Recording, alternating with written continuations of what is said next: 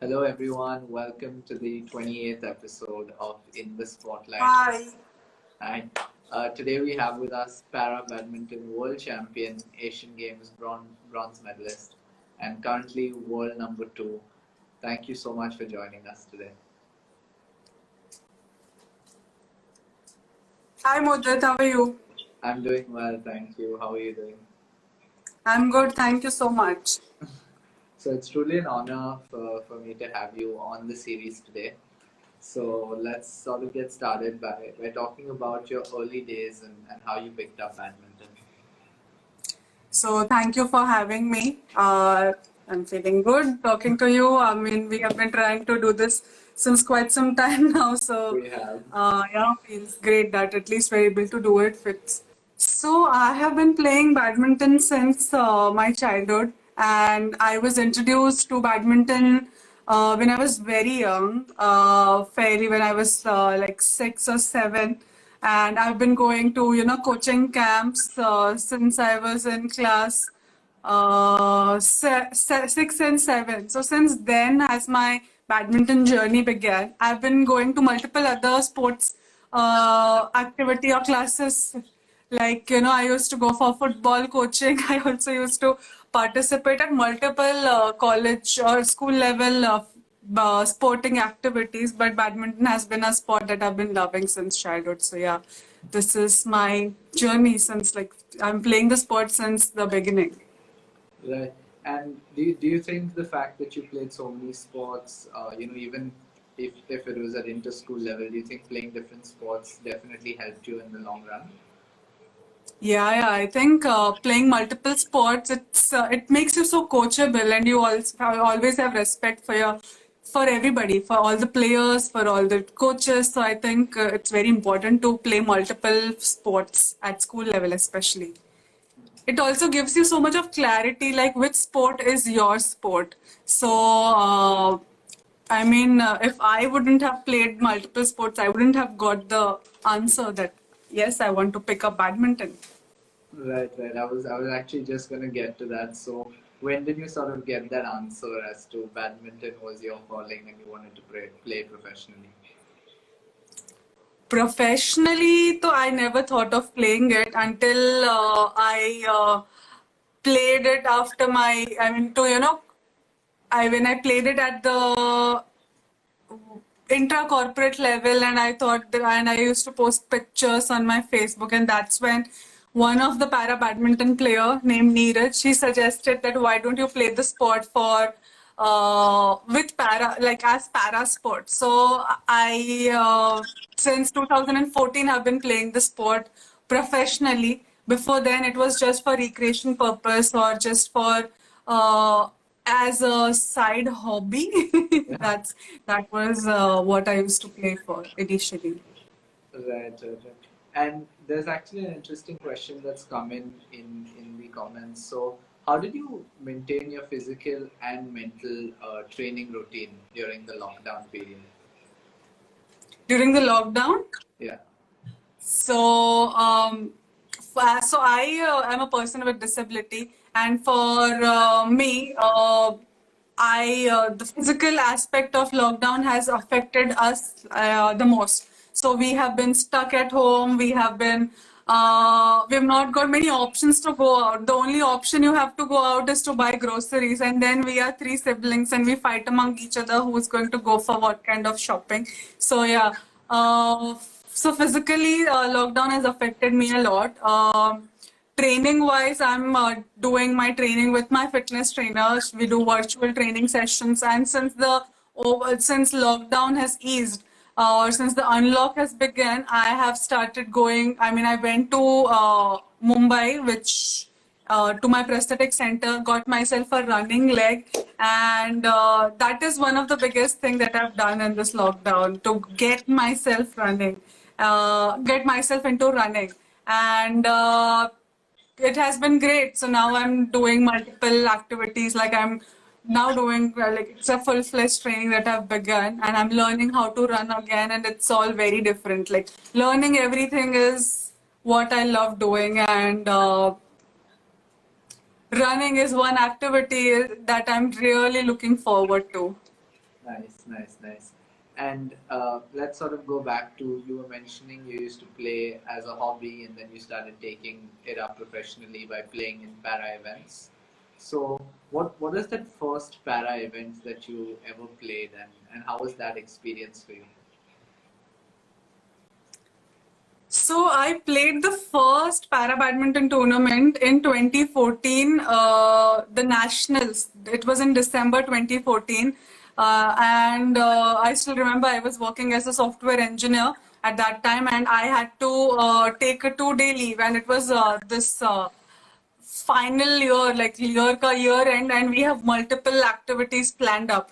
And then giving me a 2 day leave was very difficult in my project. But then I said, I'm going out. I have to play this tournament, and I might be playing for Maharashtra, so allow me.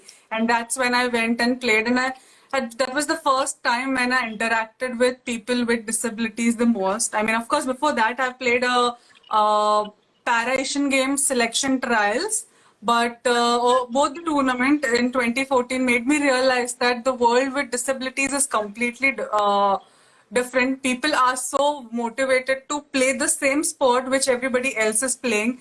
And while seeing people with disabilities play, I realized that sport bridges the gap. It gives you that confidence to get on with your life and push yourself to the limit, which sometimes society gives restricts us to do. So I think this those two events has opened my life to a very new. It has given me a very new dimension and very new direction.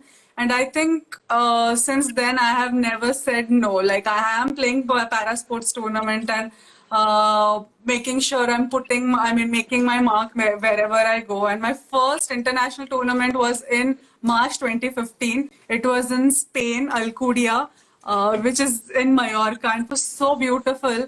Um I met people from different countries playing the same sport that I love, and I was honored to be playing amongst them who have been the world champions, who have been world Asian medalist, or so. I mean, I realized that the world is just the same. It's just how we treat people with disabilities in our country or any other country. Only that is different. Right, right, right. So, obviously you were working full time as a software engineer, you mentioned, and then you got into badminton. So, how did your typical day change? As in a day of training now, what would you say is your regular routine?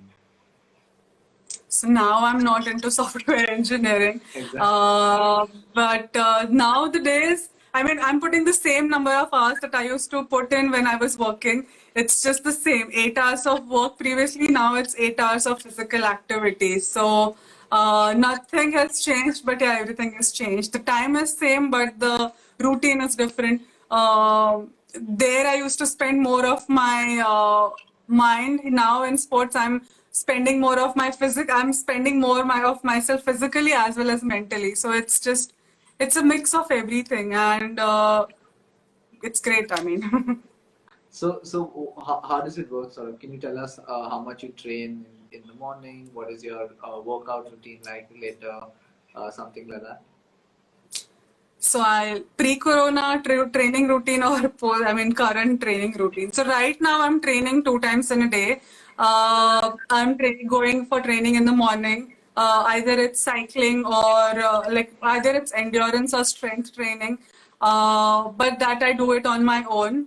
Evening I do a fitness session with my physical fitness trainer, and I play badminton. So either it's morning badminton or an evening badminton session that I do. I do it with my brother. And nowadays I'm spending 3 to 4 hours on my fitness every day. But this is like a situation where you don't have, I mean, which is not in my control. But then maybe before Corona hit, we were training 7 to 8 hours a day. We were putting in 3 sessions in a day, training 6 days a week by taking second session off on Wednesdays and second sessions off on Saturdays. And Sunday rest. So it's like a complete 6 day training routine with uh, 6:30 or 7. From 7 till almost 11, I would be in the court by taking 1 hour break in between for my breakfast. And Again, in the evening from 4 to 6, I used to play. But now situation is different and we are adapting. I'm sure we all are adapting. Definitely, definitely. And So we have been getting a lot of questions in the comment section. yeah, Okay, I mean, I'm not able to access the comments. Okay, yeah, okay. I'm able to now. Yeah, this is Something is changed in the Insta Live yeah, format. the update is a little different.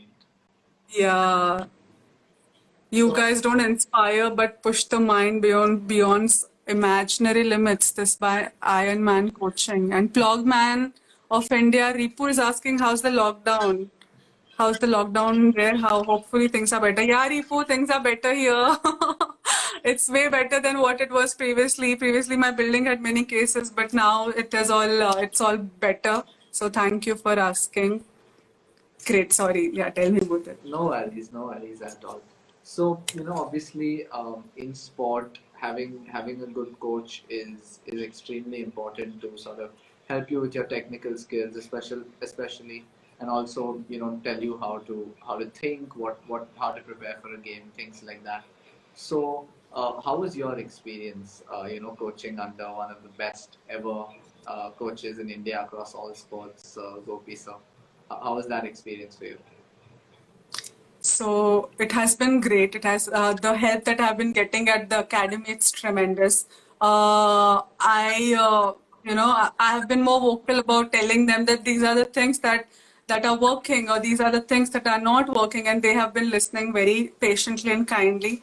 Gopi sir, whenever he helps you to change the grip, make sure that I'm holding it. I mean, even the minute things that holding it from the bottom part of my hand or holding it from the front part of my, where should I be putting more pressure while taking multiple shots? Even that technical things which previously I was not aware of. So I'm learning from the best. There is Rajendra sir with whom I'm training, and there's Harry coach who has been giving 100% of his time in training. Now there are multiple para players at the academy, so I get to play with people, and I'm playing with juniors and everyone. So I'm getting mix of opportunities, especially in playing with people with different disabilities, abilities, and people who are younger also, who are very agile, very quick, and very smart, and very witty also. So I'm learning there from, I'm playing with multiple people.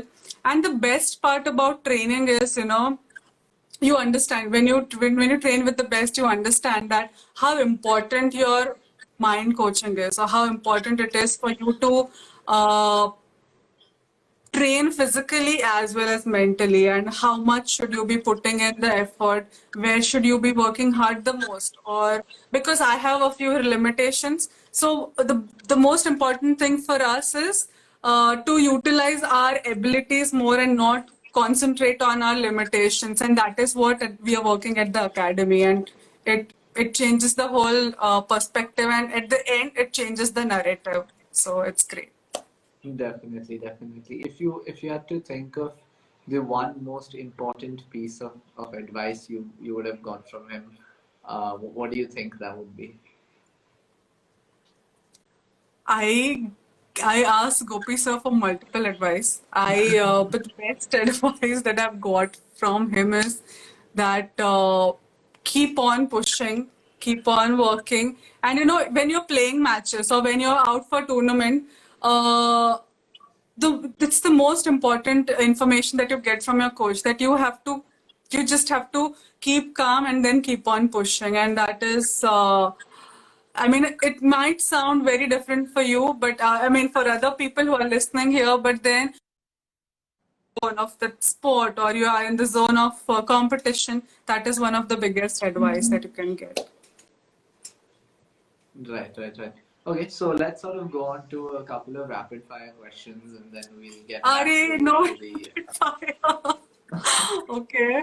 No, no, don't worry. I'll be easy on this. Acha, okay. So Okay, tell. Okay. so what's your favorite time of the day to train? Are you a morning training person or an evening training person? Evening. Evening. Okay. What is your favorite movie or Netflix sports show you've seen? I've seen multiple, but the recent one which made me think twice or thrice about everything that's happening in sports was Athlete A or Icarus. And if you come to know that these are the issues that exist in the sporting world, you realize that you have to keep on working hard, and it's tough outside. Definitely, definitely. What has been the single most memorable moment in your career? I think winning the last World Championship gold has been the one. Okay, okay. And what teaches you more, your wins or your losses? I think my losses teaches me more. Okay. And who has been your idol or inspiration in the badminton world? I think definitely it's Gopi sir with his excellent career as player as well as coach. Definitely. Awesome. So yeah, I promise that would be fairly easy. So I Yeah, hope that's okay. thanks. So you were talking about the importance of the mind training as well. So how many years have you been doing this sort of mental training, and how has it helped your game? So, like mental training, kind of for sports specific, has been in my life since just past 2 years. But then, like mental training for life, it has been. I mean, we are taught since our childhood from our school, in our like from our teachers, from our parents, and I think. I have learned so much from them. I mean, from my teachers, especially, how important it is to uh, have peace with yourself, and how important it is to not go run after things which are materialistic. I mean, these are the few things that I've learned from my teachers or from my gurus who have been teaching me about importance of mental health.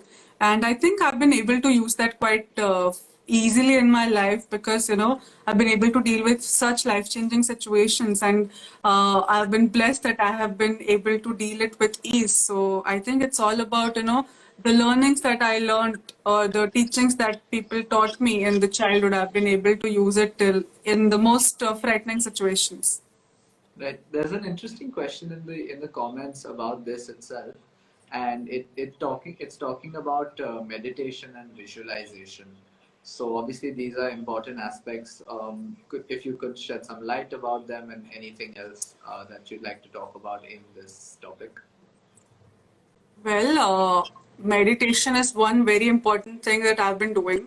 I had gone for a Vipassana training, if you know. I mean, it's a 10-day course that you have to do, and you don't have. I mean, for 10 days you don't have to speak, and that was just in 2013, where I was still learning how to carry on with my normal activities, or it was just 1 year after my accident, so I was still learning a lot of things. And then I went for a meditation camp, a 10-day meditation camp, and I understood so much about my own self, because I was all alone in a place which was around 1000 kilometers away from my home, and I learned so much about human mind, the power it has to deal with situation, and how we all are just here, and that thing is all important. I mean, of course, I don't want to do a meditation session with you or anybody who's listening, but yeah, I mean, it's very important that you understand who you are and what is important to you and what do you really want, and then everything else is just a very basic thing that you have to deal with. So I think that is very important, meditation, and it helps you to understand what are the issues you want to deal with right now, from the multiple issues that always exist in your day-to-day life. Right. And what about visualization?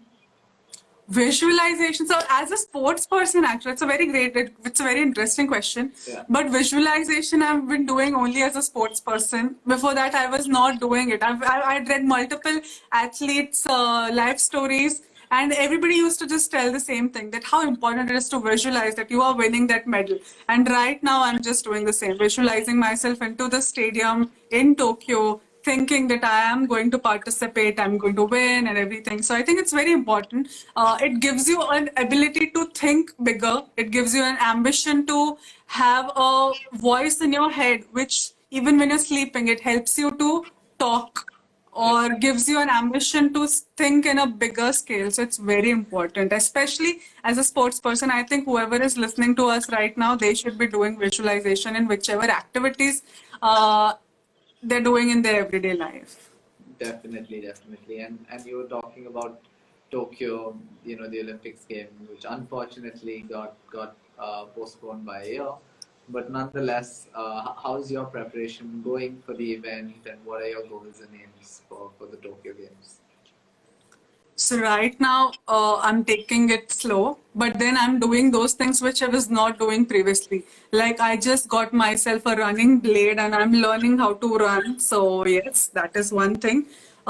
It's unfortunate that event has got postponed, but then let us find a silver lining to it and concentrate on the things or utilize this time in the best possible way. I am taking it slow because, for me, learning to run is taking a toll on my body right now. Just like today in the morning, I got an injury because of a friction burn, and now maybe for tomorrow or day after, I'll be just taking a break from my sessions. So, I mean, definitely it's going on well, and I'm hoping that I be a part. I mean, it's just an ambition, right? I'm visualizing, so yeah, I wish I get an opportunity to participate at Paralympic Games. And some from Bhupinder Deima is saying you will win next Olympic also. So thank you. Yeah, we all are hoping for that. Could you also shed light? There was another interesting question about the qualification procedure for athletes in the coming Paralympic Games. Acha. Okay, so you're asking me what is the procedures? Indeed. So I'll tell you this one very interesting thing, that my singles event in which I won a gold last year at Paralympic Games, that's Yeah. not a part of the Paralympic Games in 2021. So I am trying to qualify from mixed doubles or women's doubles, whichever way possible. In para badminton, so para badminton is a sport where it's, people with disabilities play together, and just like males and females don't compete together, people with different disabilities don't compete against each other. So like person who has a disability in the upper body, they won't compete with somebody at the lower body. So in total, there are 22 categories in para badminton.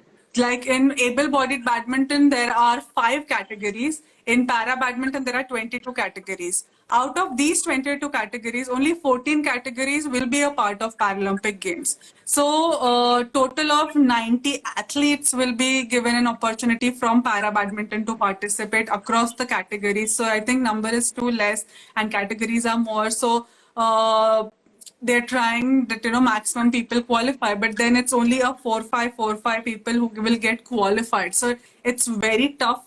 So in para sports, becoming a Paralympian is the toughest thing. And winning a medal, of course, is a very tough thing. But then becoming a Paralympian is a very big deal in Paralympics. Like in Olympics, you can have a team like a first round of 64 or 32. But in para badminton, the first round will be only quarterfinals. We will start only with quarterfinals. So it's like it's going to be crazy. Yeah, you have to be among the top to get qualified. Definitely, definitely. But all of us are praying for your success in the qualifications as well as at the games. Thanks, Madhu. So, where do you sort of see para sports in India in the next 5-7 years, and how has it changed since you started competing? So when I started competing and playing para badminton, it was not a sport which was a part of Paralympics. 2020 is the first time that para badminton is going to make a debut. And since 2015 or 2016, the sport has picked up. People in our country are playing the sport. Even able-bodied badminton people love, right? It's one of the second most favorite sport in our country. So I think people with disabilities playing badminton has increased. I see para badminton as one of the sport people pick up as a career option maybe. I know that having a career option in para sports is a very tough task. But then since 2016 Paralympic Games, in which Deepa Malik, Mariappan Thangavelu, Devendra Janjadia, all the top players, they have won medal.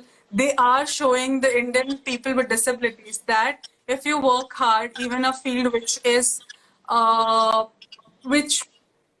so underrepresented, or a field which people are not choosing as a career option, people can choose it as a career option, and there are chances, there are 100% success rate if you make it. So I see that within 5 years, more and more people with disabilities will pick up para sports. People will pursue it to the highest of level, and I see more and more younger girls playing badminton, or even like playing any other para sports. So yeah, this is what I plan for the. I think what's going to happen in the next few years. Right. And I was actually just going to talk about this, that you've been a huge inspiration for many young Indians, especially young girls, across all fields. So what sort of advice would you give them towards any sporting goal that they have? I'll tell the younger girls, especially with disabilities, that it's not your fault, but it's okay that we have to. If you want to pursue sports, just come play, pick up a racket, pick up any sport that you wish to. Go for multiple competitions. It would look tougher initially, but then you will meet people who are just like you. You will meet coaches, you will meet trainers who will help you, and go and ask multiple people for this. Go and ask multiple coaches, go and ask multiple trainers to help you with your ambition. Don't worry about finances, because eventually it will work out. But do not leave sports midway. Pursue it to the maximum or to the fullest. And I see them competing or being part of our team, or being just like with us, spending time with our team. Awesome. That's super motivating for everyone watching. And where do you see yourself in the years to come? What do you think your plans are post badminton? Well, post badminton, I do want that it gets easier for people with disabilities in India. The perception around disabilities change in India. Of course, it's changing, but I want to be a part of that script also. And I want to make sure that I be a part of a very inclusive and a very diverse country that we already are. And I want to be a part of it, making it a better place for the future generation. Definitely. Dr. Deepa Malik was actually on the series a couple of episodes ago, and she's doing a great job with the Para Association. And do you also see yourself, either helping in the national federation, or badminton coaching or something like that, or do you see yourself a little bit out of sports? I do. I will definitely see myself involved in sports in the years to come, because the experience that I've gained through this, I want to utilize it to the fullest, and I want everybody else to use this experience that I've gained in these few years. Of course, there's more to gain, and Deepa ma'am has been doing amazing, and she is setting example for all of us to follow, and it looks great for the future. And I will be staying in the field of sports, but of course there will be many more things that I wish to be doing. Definitely, and we hope that you play for many more years and continue Thanks to inspire all of us Indians. So right now I'd just like to thank you for your time, for everything, and to all the viewers as well for tuning in today. Thank you, Mudit. Thank you so much, everyone.